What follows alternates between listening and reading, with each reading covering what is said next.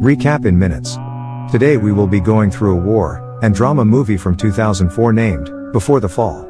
There will be spoilers ahead in this video, so chill out and enjoy. In the beginning, we see Berlin in the year of 1942. It is the early year of World War I. A boy named Friedrich is shown working in a factory in Berlin. He is then paid for his job at the end of the shift and he leaves afterward. He rides through the streets of the city on his bicycle and reaches a boxing gym. He rushes to his coach and says sorry for being late. He tells him that the fight is very important to them, as his opponents have arrived from Naples. He explains to him that they are from the boarding school that trains future leaders of the country. He then prepares him to fight one of the students, who are trained professionally by the military of the Nazis. He fights well but loses as he fails to deliver the final blow. A boxing trainer, named Heinrich Völger, watches him fighting and gets impressed by his skills. After the fight, he approaches him and appreciates his skills. He asks his name and then invites him to apply to his academy, because he has very good boxing techniques. He says he likes his style. In the next scene, Friedrich goes to the Führer's school. Heinrich welcomes him. They conduct his medical and physical checkups before taking the application. Eventually, he gets accepted to attend the boarding school. After that, he goes home. His mother asks him where he was. He lies but tells his father about the application to Naples school. His parents are shocked by this statement. He shows him the application but he rejects him going there. He does not like him going there and serving the Führer, as he is an anti-Nazi. When he forces him to sign the application, he slaps him saying that he will only work in the factory, and do not have to go to any elite school. He says they have nothing in common with those Nazi people. Early in the morning, Friedrich puts a letter at the door table. His mom wakes up but does not stop him. He then runs away from his dad and home. After some time, taking multiple lifts from his way, he reaches the school. Heinrich welcomes him saying that his father has let him come after all. He corrects him saying that he did not let him come. He came anyway, forging his father's signature to sign on the permission slip. While at home, his father reads the letter and after reading and giving it to his mother, he destroys his bike in anger.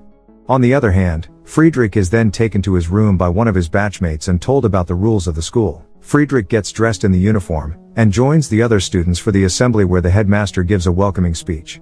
Friedrich seems very excited about being part of the Reich and saying, "Hail Hitler." After the assembly, his roommate introduces him to the other students. Suddenly another student shouts at them saying that Jocher is coming. He then enters the room as the students begin to line up. He asks them who the new recruit is. Now he approaches Friedrich and asks for his name. He tells him that he is quite famous in the school. He tells him that he has earned a reputation in the school. Then he walks to Friedrich's locker and takes the clothes out. He asks Friedrich to clean it up and to do 20 push-ups as a punishment for not keeping it clean. Meanwhile, the boxing trainer enters the room and tells Jocher to stop, as Friedrich is a new student. At night, Friedrich notices an empty bed beside him. He tries to ask one of the students, Christoph, about this bed, but he tells him that it is forbidden to talk once the lights are out. Friedrich struggles to fall asleep but could not. He gets out of bed, he peeks out the window and sees a car dropping off a young man. It is Albrecht's nocturnal arrival and is greeted by the school admin before being escorted inside the school. The next morning, Jocher comes in a hurry and shouts at the boys to get up, make the beds and come out for the morning gymnastic. Friedrich then sees that another young man wakes up on the bed beside him. The boys begin to fix their beds but Friedrich is having a hard time doing this. The new boy offers to do it for him, as he says that he learned how to do it in his previous school. After that, he introduces himself as Albrecht. Jocher arrives once again and shouts at them to hurry up and get outside for their first class. They run towards the assembly square and start to do push-ups. Now Jocher comes to the gymnastic master, and tells him that Siegfried has wet his bed again. The master then tells them to stop, and asks Siegfried to step forward and get his mattress from his bed. When he comes back with the mattress, he then asks him to take his pants off and pee on the mattress. When he is unable to pee in front of all the students, he tells the class to do burpees and to not stop unless Siegfried starts peeing on the mattress. After a while, when he starts, the master tells the class to stop and thank Siegfried. He then dismisses the class. The students then gather in the cafeteria for breakfast, where Albrecht is introduced by the headmaster as the son of the regional party leader. After that, they go to the classes and the school teaches the Nazi party doctrine, with sections of Hitler's speeches and works being analyzed in classes. Survival of the fittest is advocated as a natural way of life, and Jews and enemies of the state are presented as treacherous and inferior. Friedrich and Albrecht grow closer, as Friedrich helps him in loading a gun in class while Albrecht lets him copy some of his notes. After the classes, they have a meal at the cafeteria. Friedrich notices that his roommate has his head down. He asks why everyone is so silent. The other boy tells him that a preacher has arrived to tell those students whose relatives recently died during the war. The preacher then approaches two young boys, and tells them that their parents have died on the front lines. Everyone looks gloomy and depressed at that moment. After some time, Friedrich goes to train in boxing with the help of the boxing trainer. He tells him to be ruthless in fights, and not to have mercy on his opponents. Now he shows Friedrich photos of previous boxing tournaments, and tells him that another one was happening this winter. When he comes back from the ring, he sees Siegfried outside holding his mattress above his head. Heinrich reminds him that he shouldn't show mercy to other people. When he comes into his room, he receives a letter from his mother telling him that his father had been visited by the spy agency Gestapo. She informs him that he had been told to work double shifts at the factory. Friedrich gets upset and leaves the room. He goes to find Albrecht in the school. Soon he finds him in the school's paper office. He asks him if he is going to publish anything for the school. He says yes and shows him his former school essays that were sent to him. When Friedrich looks at them, he appreciates him and compares it to winning a battle without fighting. Friedrich likes his passion for writing and the arts. Now Albrecht begins writing for the school newspaper and taking feedback from Friedrich. They continue to have classes where they ride gliders, crawl through mud, and do boxing training. After some time, Friedrich has a boxing match with another student. He overpowers the other boy and knocks him down into a corner.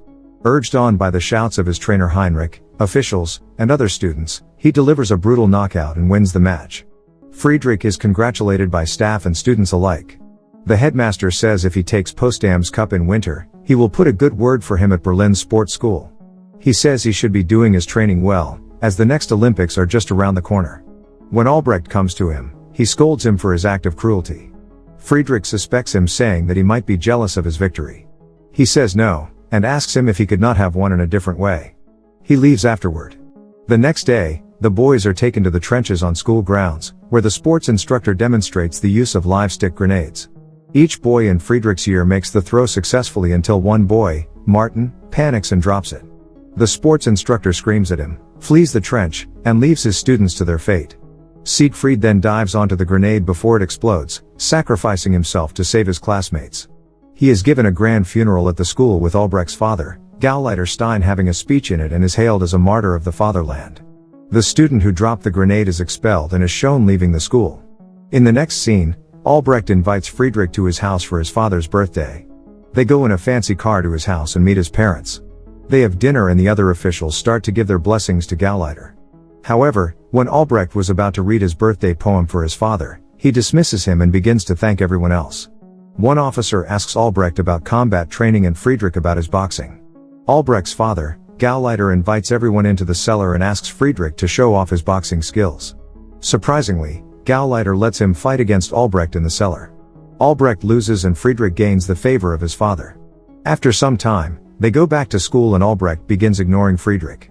At night, Gauleiter comes to school, and asks for the help of their grade level to capture 12 Russian prisoners of war. He informs them that they have stolen weapons and escaped to the village. He orders them to find them in the forest. The young men are then given rifles and live ammunition, which shocks Albrecht. The next moment, they scout through the forest. They see some people moving and start firing at them. And when they approach to see that the prisoners of war were children, Albrecht tries to save one of them by bandaging his wounds, but his father arrives and shoots them. He scolds Albrecht for what he did, and sends the boys off to find the other prisoners of war. A student gets into a fight with Friedrich, who asks if he was the one who shot the children. They are scolded by the high and rich, take their weapons, and are told to go back.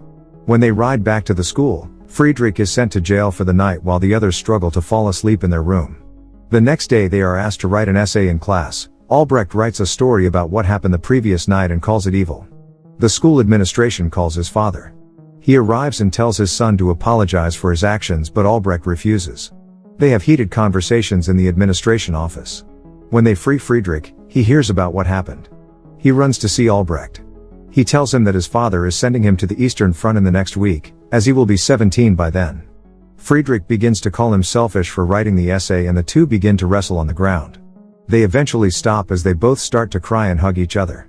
The next morning, the boys are at the frozen lake and are tasked to jump in one hole, and swim under the ice before going out through the other hole. Friedrich finishes successfully, but Albrecht goes next. As Friedrich starts to dress up, they notice that Albrecht is taking a long time. He rushes to see what is happening under the ice and realizes he is trying to drown himself. They send Friedrich back into the room, because he was in shock at Albrecht's suicide. He could not rest and got frustrated by the incident. He tries to find the essay he wrote, but could not. The next day, he writes an obituary for Albrecht and goes to the headmaster to ask his permission to publish it. The headmaster disagrees, saying that Albrecht did a shameful thing. He also mentions that Albrecht's parents partly blame Friedrich for his death, as they've seen how Albrecht changed ever since they met. After some time, there is a boxing match in which Friedrich starts to gain the upper hand. However, when he sees everyone enjoying his fight, including Albrecht's father, he lowers his boxes and his opponent gets back up. The opponent eventually defeats him, and his school administration seems to be humiliated. The movie ends when the headmaster summons him to his office and orders him to strip off his uniform. After that, the guard takes him to his room, and orders him to dress up in the clothes he wore when he arrived. He then packs up his things and at the end, Friedrich is seen outside of the school, under the snowfall. Thank you for watching, and please subscribe recap in minutes for more videos like this, and help the channel grow.